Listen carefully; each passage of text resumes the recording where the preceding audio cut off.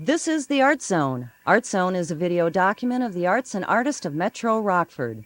This episode, an interview with Rockford artist Robin McCauley, video highlights of artist Steve Coogan's January 1999 opening night at the Kortman Gallery. Scott Snyder introduces And Everything Nice plus artist Josh Garber at the Rockford Art Museum. Also an interview with French artist Philippe Barnier in his Paris studio, and a video essay by Doug Connell and Amy Szczepaniak entitled Cemetery Architecture Shot in Historic Paris Cemeteries.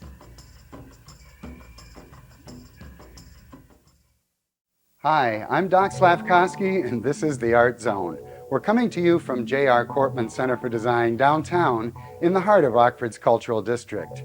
In this Art Zone, we'll go to Beatty Park and have a conversation with artist Robin McCauley. We'll talk to her about her Kortman Gallery exhibition entitled It's Like Every 5 Minutes I Have a New Disease. We'll take you to the Rockford Art Museum with curator Scott Snyder to look at an exhibition called And Everything Nice and the museum solo series featuring Josh Garber. And we'll also go to Paris for an interview with French artist Philippe Barnier, who showed in the Kortman Gallery during the 1995 art scene. Plus, we'll see some intriguing video from Doug Connell and Amy Szczepaniak as they explore the architecture of Paris cemeteries. And we'll attend opening night of the Steve Coogan exhibition at the Kortman Gallery. So sit back, relax, and enter the Art Zone. We're downtown in Beatty Park along the Rock River, and we're with artist Robin McCauley. And you have a show at the Kortman Gallery that opened July, I think the 10th of July, and ran through Labor Day of 1998. The title of your show is It's Like Every 5 Minutes I Have a New Disease. Right. And I mean, that just begs for a question. Tell us about the title and where that comes from. Well, it was actually part of a conversation I had with someone. It was while I was trying to think of a title for the show. I had just gone off in a tangent about my work and about myself, and it just came out, and at that point I was like, that's it. That's what I want to do. I want to have that be the title of my show, and there was no question about it from that point on, what I was going to have the title be. It's kind of a fear of mine. I think it's a fear of death more than like a fear of illness that is driving me to do the work that I'm doing. And it's personal, but I do my work so that everyone can get something from it. I think that I think there is a universal fear of death, and maybe people don't want to talk about it, and they don't talk about it. It's not something people just discuss with other people, and it's hard to, and I understand that it's hard to talk about it, but I think coming to see my show and seeing my work, I think it will make people feel a little more comfortable that they're not the only ones too that have this fear, and it's normal. It's a normal thing to have fear. We all kind of stay away from accepting that we're fearful, and it's just a normal thing. Well, I think it's great because I like people who break the barrier, who try things that haven't been done before, because my definition of good art, that's what it's about. It's fun. It's enjoyable. It's fun to see. I like the use of words within the visual material. She's developed into her own, fully mature. It's so strange because I kind of have this big time warp with her. I saw this years ago, saw her starting out kind of, taking an interest, and I see her now as a fully developed artist. Tell us a little bit about the media, though, that you work in, because you use a lot of found objects and applying things to things that already exist. Well, I never really used found objects before. I started out painting, totally not even into what I'm doing now. And then one day I just started looking at old things and thinking about them as having a personal history themselves. And I thought about the people who have probably owned them never would have thought that these artifacts of their own were that important to them.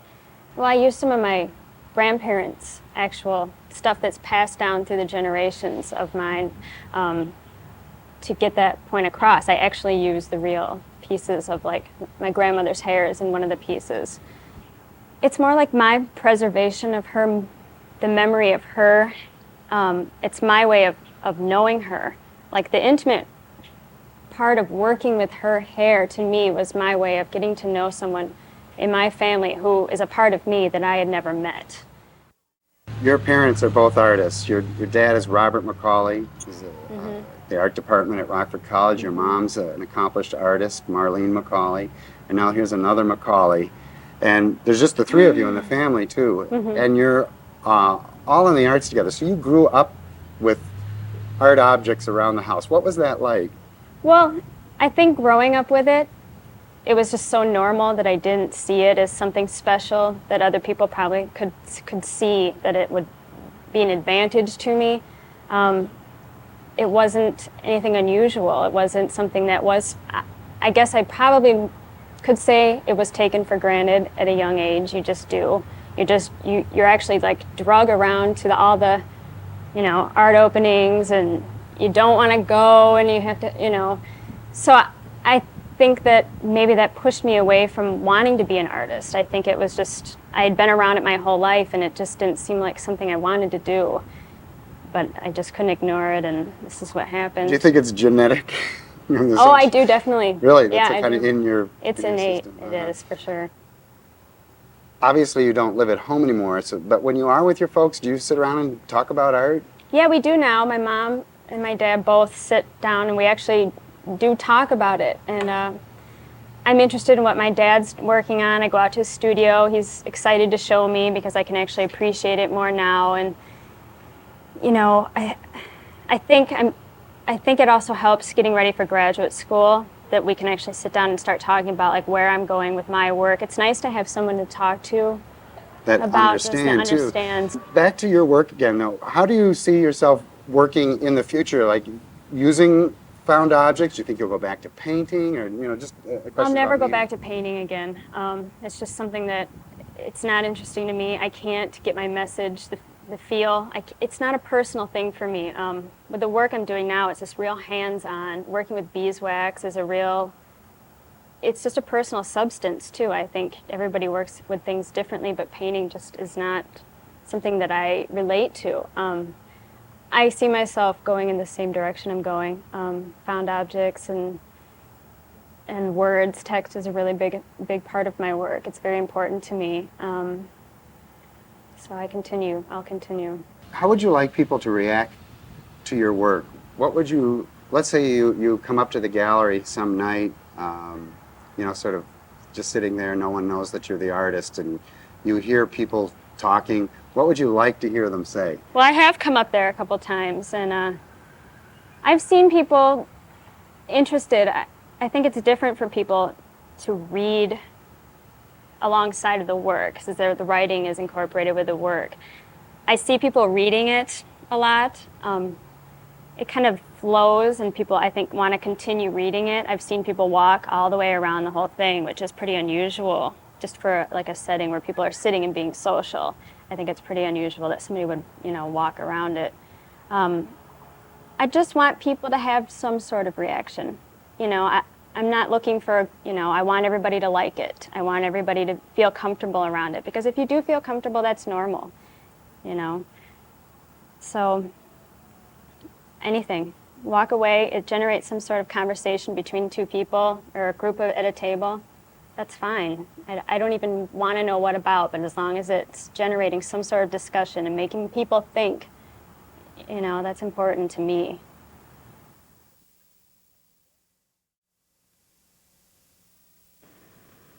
When I'm not out smoking, I'm watching the Art Zone.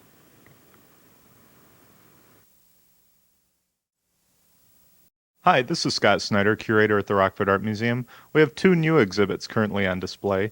One is And Everything Nice, which was co-curated by myself and Chicago artist Philippe Barnier. And we also have a solo series exhibition featuring Josh Garber.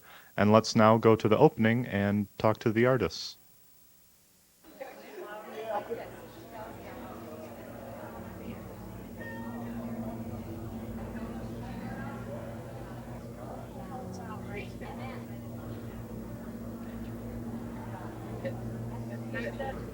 I'm Megan Kump, and this is my sculpture work at the Rockford Art Museum in the And Everything Nice show. The show has a wide selection of women who are dealing with feminine issues in their work. And I chose to show these sculptures, which are made out of milk glass, as well as another sculpture called Scarlet Spreading. My name is Holly Greenberg, and I'm an artist from Chicago. I'm a painter and printmaker. These are my paintings behind me here at the Rockford Art Museum in the Everything Nice show. The work deals with issues of gender and language and image and object. It's a great opportunity to be in this show at the Rockford Art Museum. There's some wonderful work here by some fantastic artists, people that I know and people that I've admired for many years. So it's been a great evening. Thanks. I'm Janet Peelblad with the Rockford Art Museum. I'm so happy to be in this show. I use images of nature in my work a lot, and I think of the work as being about the human situation in nature, contrasts and parallels, contradictions. And I was real excited to be included in this show because I think a lot about the images as symbols for nature, but in the context of this show, really, I see it more as, they are images I chose as a woman, maybe with a feminine side to the images. I decided to make a room of paintings based on Renaissance themes, which would kind of expose their sexist base, but in a way reflect them, an alternative reality, say a woman's reality. So. My name is Nancy Mladenoff, and I'm a painter living in Chicago. And these works are representative of 3 series of works that I've done recently that I call gender revisions. The first one dealt with the Western imagery and the cowgirl/cowboy. The second series had to do with boys and girls playing with slimy critters, frogs, turtles, snakes. And the third series was kids in outer space. And what prompted working on these series was thinking of childhood kind of mythologies where boys played prominent roles and girls were kind of left out, and feeling myself that they were very fun as mythologies and wanting to see girls in these activities.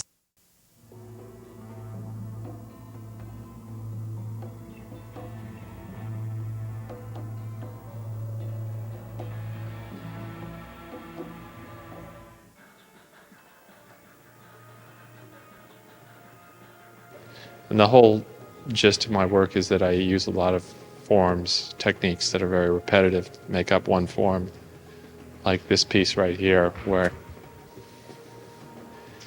there's probably 2,000 separate pieces that make up one form. And like I said, they're welded together individually to create a whole. And the other part of the technique is that you're supposed to touch these. They're very tactile.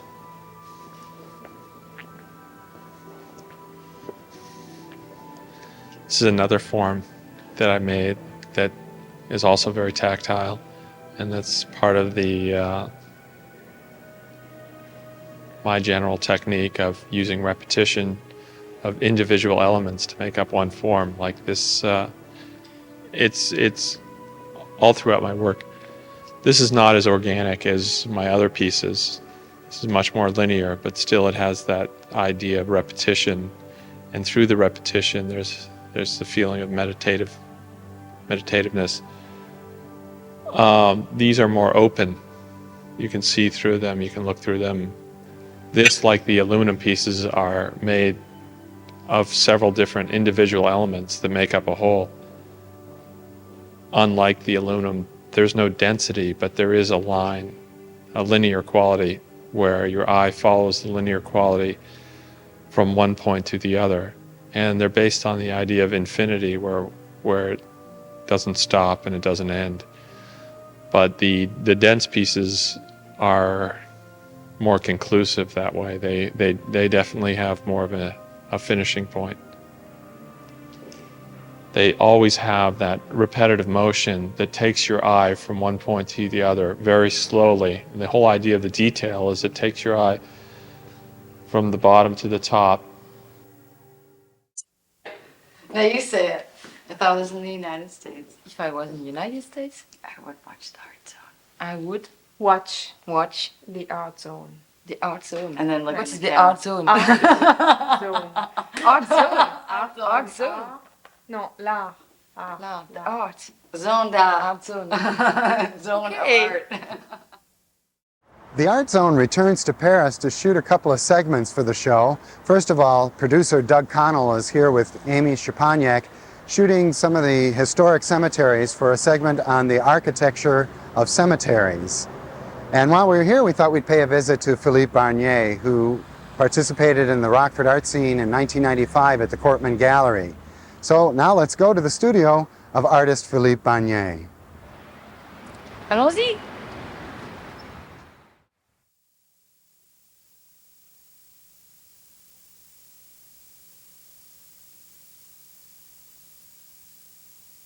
We come back to your studio here in Paris just to catch up on what you're doing now. How has your work changed from that period in 1995 to where you are today now? I think my work changed a lot this year because after the show, I make all the serials about food, about apples and so on. It's where the work for the colors and the repetition, and after I make pots like the one you can see behind. Pots, right? Pots. Mm-hmm. I don't know in English, I would say. That's all right. And it's always a work about the painting, you know, the materials of the painting and the color and the link between the color and the link between the object and the support. And what all I make a lot of attention on what happened between the object, you know. It's between the object is not a void, but it's a kind of presence too, where the colors have a role to play. And I work on these two things, the object and the plane. And this year I make a lot of different works about drawing. It was because I make a lot of sketch everywhere at the beach or in the museum, in the exhibition, and in my private life. And I never use this. I have 1,000 drawing I never use. And this year I take all my old drawing from 5 years ago or something like that.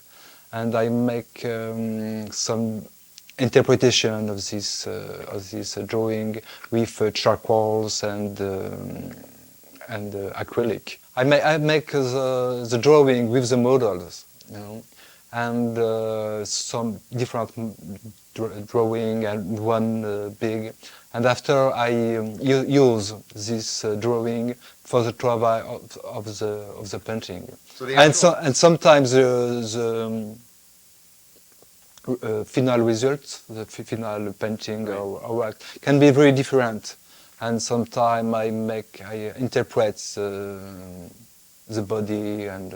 So that's done alone then. I mean, after the models left, the finished product is done. Yeah. And is that? I think it's important also because when you are with the model, you are not free, because the model is here and after I'm very free when the model is out and I am just a souvenir of him and. The painting can play this world, this work. It's so difficult to be an artist here, but I think it's difficult everywhere. Yeah. It's difficult to be an artist everywhere, and I also feel that art isn't bound anymore so much by geography because of the way information travels. But in a way, it's difficult. But I think I'm lucky because I can. It's my only work, and I can. And I can work every day and do only that, and it's a big luck anyway.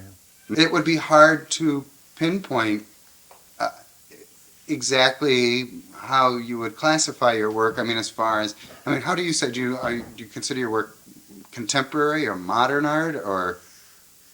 I mean, because you don't deal. I guess when we think of modern art, a lot of times we think of abstract I think it's difficult to make any work in the category because I think I make contemporary art because I know well the contemporary art, and I go to very often the exhibition. I used to work in the Modern Art Museum and to make visit of exhibition, and but also my subjects are very classical, fruits or nude. But now it's very strange how in the contemporary art there is a lot of works about flowers, about fruit or vegetable, subjects that was completely forgot for 20 years about, yeah. Yes. Do you hang out with other artists? Yeah, some, yeah. But not a lot, but some, yeah. But I mean, yeah. do you like go to a bistro or a cafe and sit around and smoke a lot of cigarettes and talk about art? Do you do that kind of thing? Sometimes, yeah, of course, yeah. And do you argue about it? Not very much because I think there is not vérité, true vérité, comment on dit vérité, something wrong or something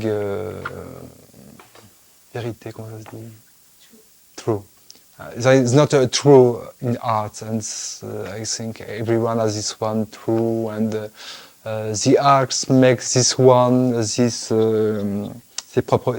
rules, you know, and you can change the rules, but you have to be strong enough to propose your one rules. And what was considered like has been in a moment can consider it in a very different way some years ago, you know.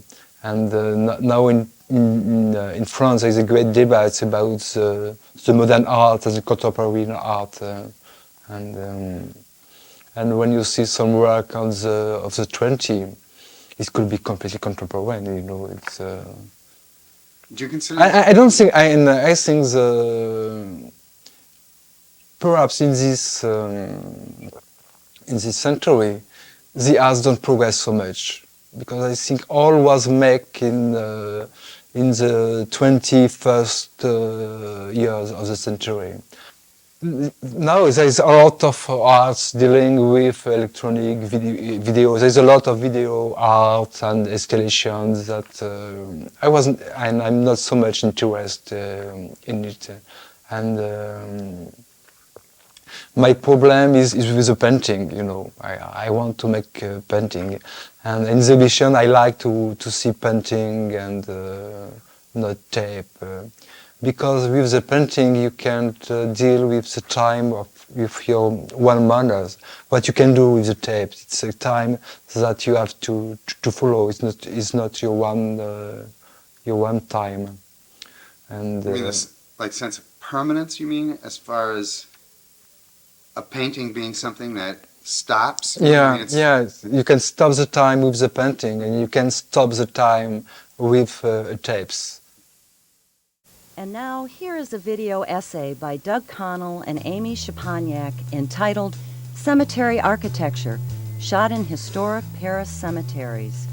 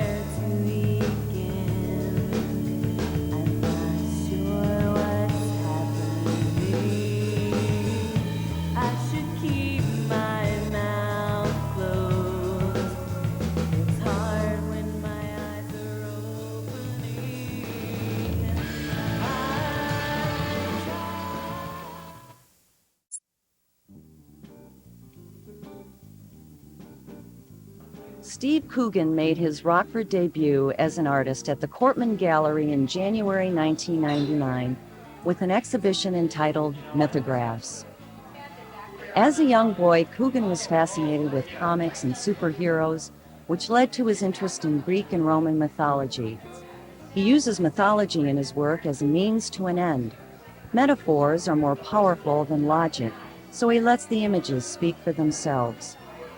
Coogan creates powerful images in his work bordering on the grotesque, yet his paintings are full of hope. Most of the human figures in his work may be distorted, but that doesn't imply that they are inferior. The classical notion of a strong body equaling a strong mind isn't necessarily true. Most of Coogan's paintings are self-portraits, even the ones that don't look like him.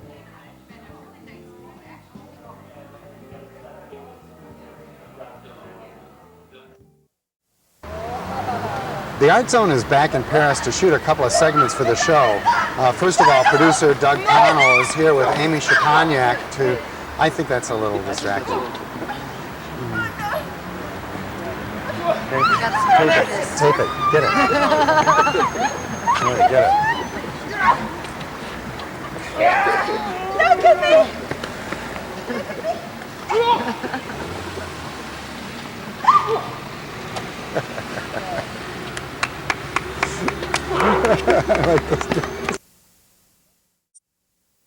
Well, thanks for watching the Art Zone. We hope you enjoyed the show. If you have any questions or comments, we'd love to hear from you. You can stop in and see us at J.R. Kortman Center for Design downtown at 107 North Main, or give us a call at 968-0123.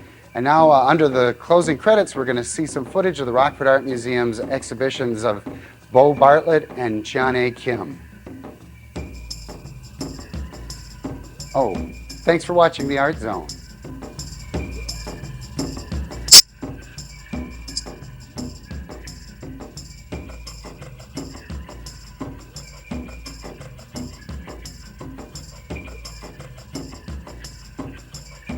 This is Nancy Froelich speaking for the Art Zone. Past episodes of the Art Zone are available for checkout at the Downtown Public Library. Art Zone is funded by J.R. Kortman Center for Design and Cafe Esperanto, downtown Rockford. For further information, call 815-968-0123. Art Zone is a digital production of Engine Studios in association with TV Esperanto. Artful.